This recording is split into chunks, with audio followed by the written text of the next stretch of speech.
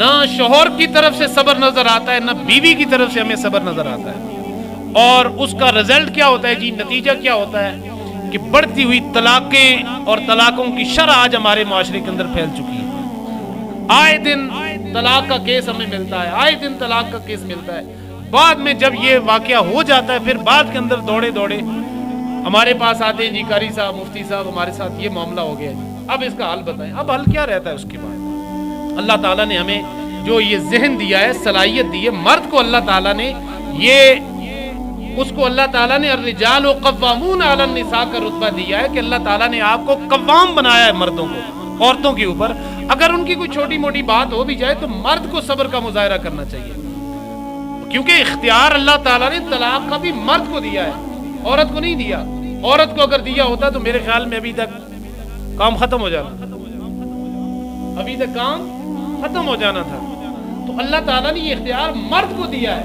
الرجال قوامون علی النساء بھی مرد کو اللہ تعالیٰ نے بنایا کہ اللہ نے آپ کو حاکم بنایا ہے، عورت کو نہیں بنایا۔ کہ شوہر کو چاہیے کہ کچھ چیزوں کے اوپر وہ کمپرومائز کرے، بیوی کو چاہیے کہ کچھ چیزوں کے اوپر وہ قربانی دے۔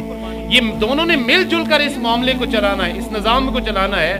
کمیاں بیشیاں دونوں کی طرف سے ہوتی رہتی ہیں، لیکن اس کا ہرگز یہ مطلب نہیں ہوتا کہ ایک منٹ کے اندر جو ہے نا وہ اس عظیم رشتے کو، اتنے عظیم رشتے کو کہ جس کے بارے میں ہمیں رب کا رسول اللہ صلی اللہ علیہ وسلم کی حدیث بتاتی ہے کہ جب طلاق کے لیے کوئی بندہ سوچتا ہے، لفظ یہ نکالتا ہے، اللہ تعالیٰ کا عرش بھی ہلنے لگ جائے۔ رب کا عرش بھی جس لفظ سے ہلنے لگ جائے، اس کے بارے میں شوہر کو پتہ ہی نہیں اور عدالت اس کو نوٹس دے کہ آپ کی طلاق ہو گئی ہے۔ اس قانون کو ہم شرعی طریقے کے ساتھ، نہ یہ قانون قرآن کے مطابق ہے، نہ رسول اللہ کی حدیث کے مطابق ہے، لیکن اس تناظر کے اندر یہ بات ضرور ہے کہ کوشش کیا کریں کہ اس معاملے کو، یعنی جب بھی اختلاف ہو جائے تو دونوں طرف سے، مرد کو بھی اور عورت کو بھی، دونوں کو یہاں پہ نرمی کا مظاہرہ کرنا چاہیے۔ اتنی زیادہ طول بات کو نہیں دینی چاہیے کہ ان میاں بیوی کی بات جب ان دونوں سے نکل کر کسی تیسرے بندے کے پاس جاتی ہے اور سمجھ لیں کہ وہ آپ کی بات اب بگڑنا شروع ہو گئی ہے۔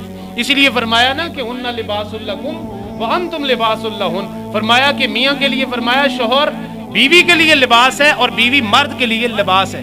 لباس جب ہٹتا ہے، پردہ ہٹتا ہے، تو پھر شرم و حیا کے سارے پردے ہٹ جائیں تو انسان ننگا ہو جاتا ہے۔ اسی طرح سے میاں بیوی کے درمیان یہ جو اللہ تعالیٰ نے اتنا پیارا رشتہ بنایا ہے، فرمایا کہ تم دونوں کی جو باتیں ہیں وہ بھی تمہارے راز ہیں۔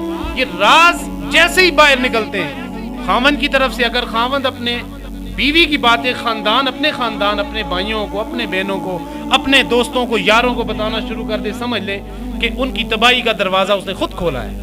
اگر بیوی اپنی گھر کی باتیں جا کے میکے کے اندر بتانا شروع کر دے، اپنی سہیلیوں کو، اپنی بہنوں کو، اپنے جا کے دوسرے لوگوں کو بتانا شروع کر دے، سمجھ لیں اس نے بھی اپنی تباہی کا دروازہ کھول دیا ہے۔